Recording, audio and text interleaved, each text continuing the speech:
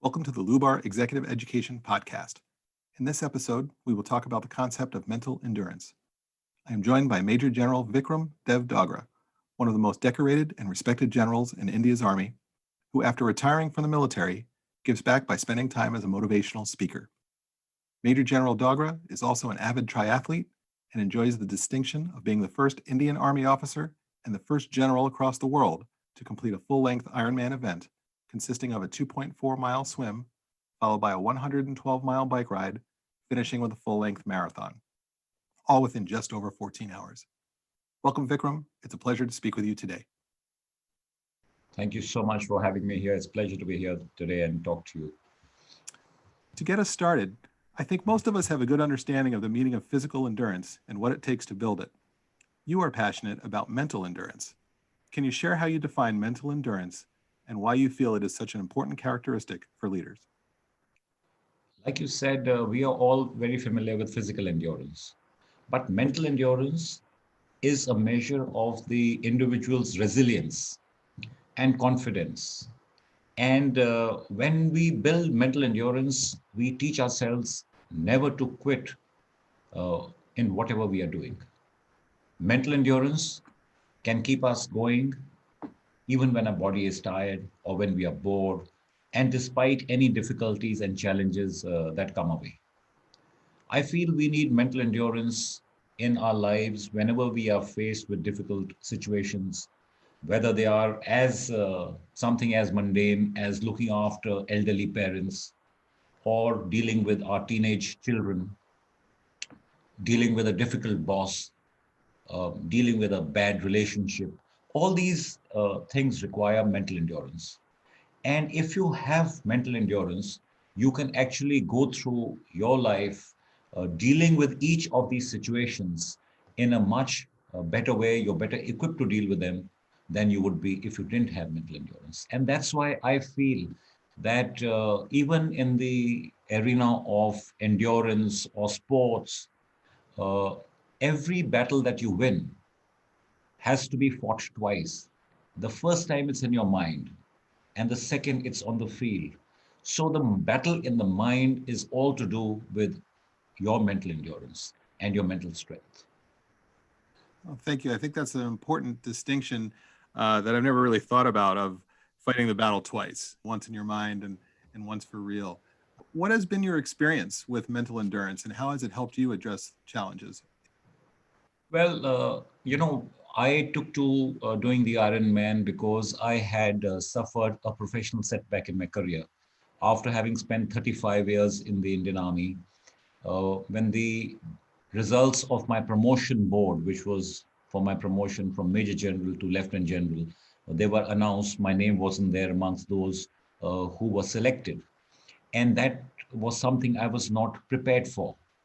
And because I wasn't prepared for it, it set me back, and I felt very low on confidence, on self-esteem, and I found myself sliding to a point of no return. I got into a cocoon, and a couple of months into this kind of a situation got me thinking and introspecting on what I had made of myself. And that's when I decided that I needed to do something really big, which would get me out of this situation that I had found myself got into.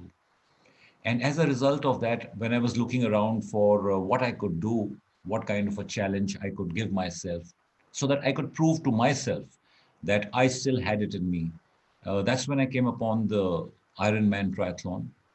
And like I said in my previous reply, that the first obstacle that came to me was that I had to convince myself that I can do it. I was 58 that time. And for me to do a full Ironman triathlon at 58 needed some convincing in my mind. And once I managed to convince myself, then I had to start training. And you brought out the distances of the Ironman, and they're so intimidating. Uh, so unless you have mental endurance, there is no way that you can go through the long training that it takes. It took me 18 long months to train. And believe me, every day that I trained, I wanted to quit. But what kept me going was mental endurance. because mental endurance can equip you to do things which are far beyond what you even imagine that your body is capable of doing, because everything starts with the mind. So I found that mental endurance helped me in doing the Ironman event. And not only that, all through my life, I realized now when I introspect and I sit back and think how mental endurance helped me, because I talk a lot about how important it is to have mental endurance. I realized that whenever there is a difficult situation in life, like I brought out earlier, whether it's a relationship issue or it's something to do at work with a difficult boss, if you have the mental endurance to be able to accept what is happening and to endure what you are going through, then the entire experience becomes easier to go through. So I realized it helped me throughout my journey uh, of the last 60 years, and specifically so when I was training for the Ironman. And now I feel that mental endurance is the key to all our problems, especially the bigger problems, which take a lot of our time, our effort, and affect us. So the mental endurance is what I feel is what people need to develop. And it's not something that you're born with. It's something that you can work on and you can build upon. Thank you for sharing your story about that. And I agree with you that this is something that can be built, just like many things, as we pursue our leadership journey and progressing on it. How can someone interested in mental endurance go about building it further? Uh, like you build physical endurance, mental endurance can also be built. And I'll share a few techniques which I used and which I found to be very useful. So the first thing is that you need to connect with your why. Why are you enduring whatever you are? So let's take the current situation of this pandemic. We are all, in a new normal, and a lot of people feel claustrophobic. They feel trapped because they are unable to do or carry on their lives like they were earlier. But if you can understand why are you in this new normal, why are you locked down, why are you not being able to move around as freely as you were earlier? So if you can understand that why, then the entire experience of enduring what's happening becomes easier. So it's important to connect the why with what you're doing. Second is that meditation is a great way to enhance mental endurance. It calms the mind, it focuses you, it releases endorphins, which are happy hormones, and the entire experience of meditation and even yoga, both these help you enhance your mental endurance. So if you meditate and if you do yoga every day, it'll build your mental endurance. The other thing is that you need to accept that you have to move out of your comfort zone. If you want to develop your mental endurance, then you will have to start getting used to stepping out of your comfort zone. When you do things that you're not used to doing, things which are difficult, when you take on challenges, it will develop mental endurance.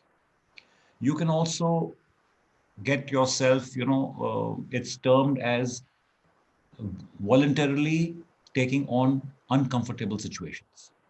So, a small example of it would be that if you were to go for a shower on a cold wintry morning, don't switch on or turn on the hot water when you go there. For the first 1 minute, turn on the cold water and stand there willingly in the stream of cold water, facing the water and experiencing that bitter cold. So, when you do this willingly on a daily basis, it enhances your mental endurance. So these are some of the ways which you can develop mental endurance. Of course, there are a whole laundry list of different techniques that you can use. You can, undertake games which are mental games like crossword, Sudoku, play chess, which help build up your mental strength. Also, you got to eat right because you are what you eat. So if you have natural, naturally rich food in protein and vitamins, they are good for your to develop your brain. Also, keep stress away. And how do you keep stress away? You start doing things which you enjoy doing. You put more of that into your life. So if you enjoy music, if you have a hobby, if you enjoy going for a run, then when you do things that you enjoy doing, they take away from the stress that you may have um suffered during the day, whether it's part of your life because of uh, either a bad relationship or because of the kind of job you're in, or whatever is the reason of the stress. So you need to do things which make you happy. And lastly, is that you need to be positive and remain positive. So when you meet people who are not positive or who are negative, don't go down to their level. Try and bring them up to your level and retain that positivity. So if you follow these techniques, then you can actually enhance your mental endurance, and that will see you good through every situation. I like some of the techniques you mentioned, and especially that they can be implemented very quickly, and that you're focusing on being positive and things that you like to do.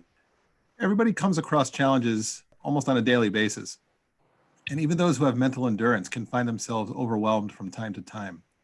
What advice do you have for someone currently struggling with a challenge?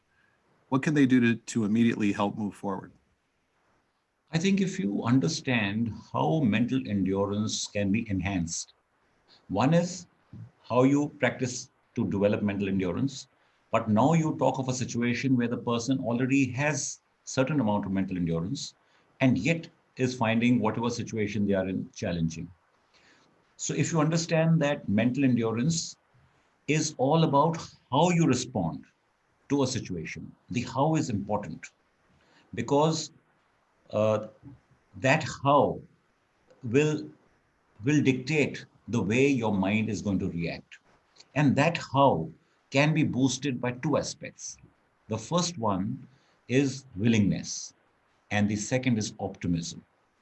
Now, willingness is the ability to accept a situation.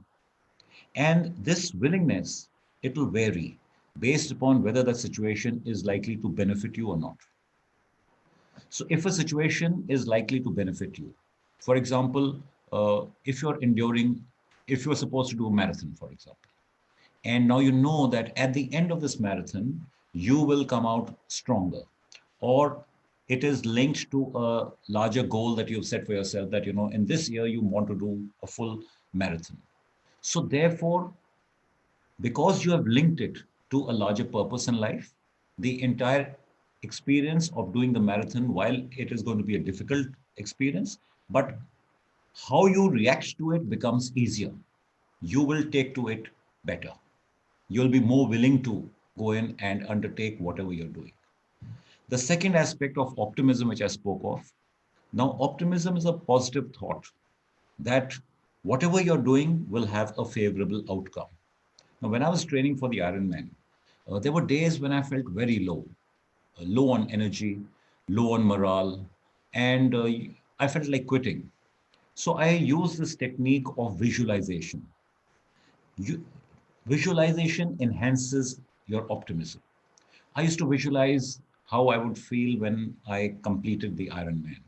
I would visualize myself running down the red carpet of the finish line, the crowd applauding, and a booming voice announcing my name, Vikram, you're an Ironman.